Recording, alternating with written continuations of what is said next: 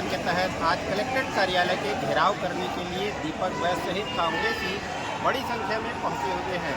जैसे कि आप मेरे ठीक पीछे देख पा रहे होंगे कि जो पहला बैरिकेड लगाया गया है उसे तो कांग्रेसियों ने तोड़ दिया। ये दूसरा बैरिकेड है जिसे तोड़ने का प्रयास किया जा रहा है।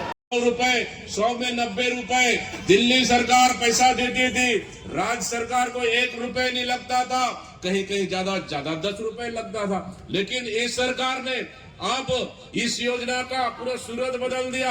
अब क्या होगा, अब दिल्ली सरकार 60 रुपए देगा, राज्य सरकार उसमें से 40 रुपए में आपको मिला के रोजगार आप देगी। ये कैसे संभव है?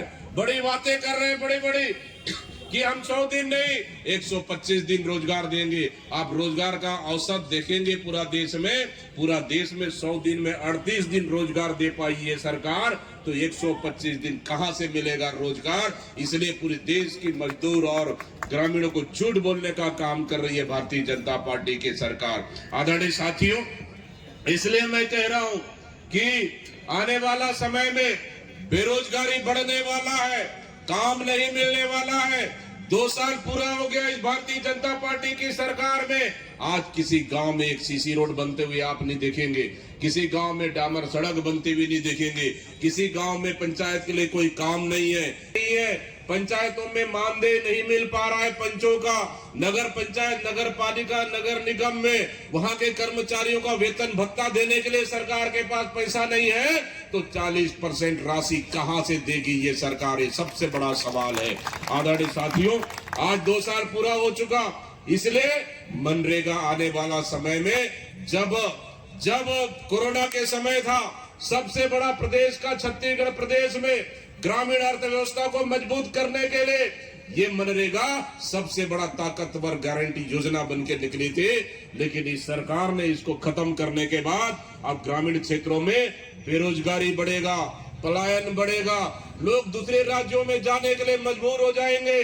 लेकिन इस सरकार के पास ये सरकार जानबूझकर ताकि रोजगार को खत्म कर सके, और पैसे सरकार के पास है नहीं।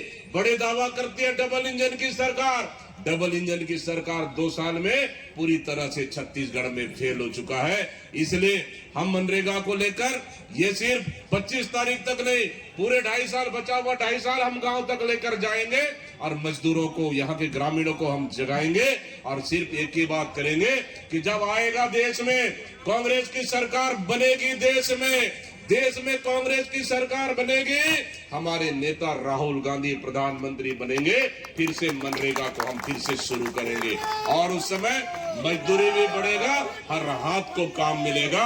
ये हम लोगों ने सपना देखा है। आदरणीय साथियों, इस सरकार ने पूरी 2 साल छत्तीसगढ़ को बर्बाद कर दिया है। आप देखेंगे कि बिजली बिल जो हमारी सरकार में 400 यूनिट तक बिजली बिल आधा माफ था। किसी घर में 1000 बिजली बिल आया, 500 रुपए माफ, 500 रुपए जमा कर दो। किसी घर में 2000 बिजली बिल आया, 1000 रुपए माफ, 1000 रुपए आप जमा कर दो। अब इस सरकार ने बिजली बिल माफ योजना को खत्म कर दिया और 4 बार बिजली का रेट बढ़ाया। जहां हमारी सरकार में 500 बिजली का बिल आता था, इस सरकार में 1500 बिजली का बिल आ रहा है। जहां हमारी सरकार में 1000 रुपए बिजली बिल आता था, इस सरकार में 3000 रुपए बिजली बिल आ रहा है।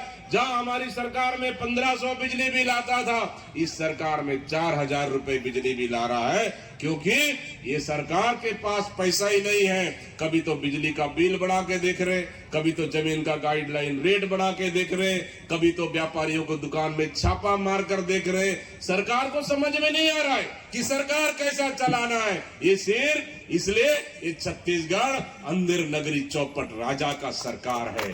आदरणीय साथियों, इसलिए मैं कह रहा हूं, माता बहनों को जागरूक होना पड़ेगा। गांव-गांव में हमको बताना पड़ेगा, समझाना पड़ेगा। महतारी वंदन के नाम से 1000 रुपए ले लो और बिजली बिल के नाम से 3000 रुपए हमको वापस दे दो। यही चल रहा है पूरा प्रदेश में। इसलिए हमको माता बहनों को बताना पड़ेगा, 1000 रुपए ले लो और 3000 रुपए वापस हमको दे दो, यही चल रही है इस सरकार में। अब 1000 रुपए आपको दे देंगे, 3000 रुपए आपसे ले लेंगे, तो फायदा में कौन है बताओ? छत्तीसगढ़ की जनता फायदे में है कि सरकार फायदा में है? कौन फायदा में है बताओ? कैसे में फायदा में है सरकार?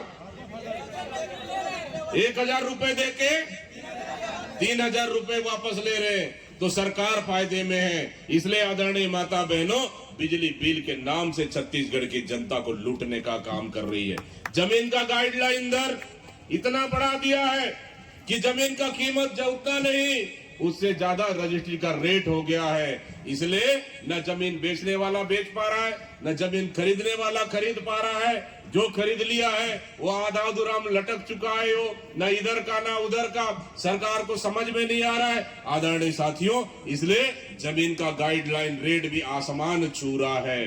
ये सरकार की फेलियर है।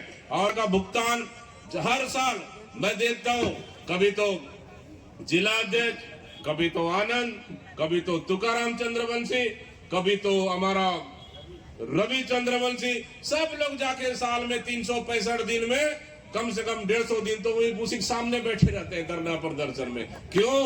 क्योंकि सरकार के पास गन्ना फैक्ट्री में काम करने वाले किसानों को भी पैसा देने के लिए नहीं है, उनको मानदेय देने के लिए नहीं है। इसलिए सरकार छटनी कर रही है लगातार, पर तनख्वाह तक नहीं मिला है। मतलब आप सोच लीजिए इस सरकार क्या हालत कर रही है पूरे प्रदेश को।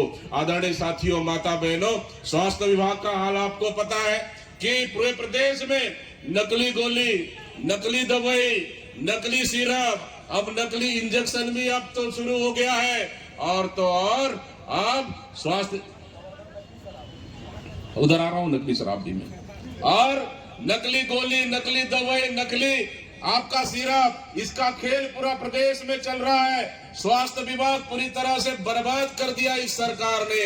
अब तो जो आयुष्मान कार्ड के तहत जो सरकार निजी अस्पतालों का पैसा देती है, ताकि गांव का गरीब व्यक्ति, एक मजदूर हो, ग्रामीण हो, कोई गरीब व्यक्ति हो, इलाज अगर कराना हो, किसी सरकारी अस्पताल करा ले या निजी अस्पताल करा ले, उसको 1 रुपए नहीं लगता था। लेकिन ये सरकार के पास निजी अस्पतालों को पैसा देने के लिए नहीं है। और आज गांव का मजदूर, ग्रामीण, कोई बीमार व्यक्ति आज निजी अस्पतालों में जाएगा, आज उसको खेत बेचना पड़ेगा, उसको घर बेचना पड़ेगा, सोना चांदी बेचना पड़ेगा।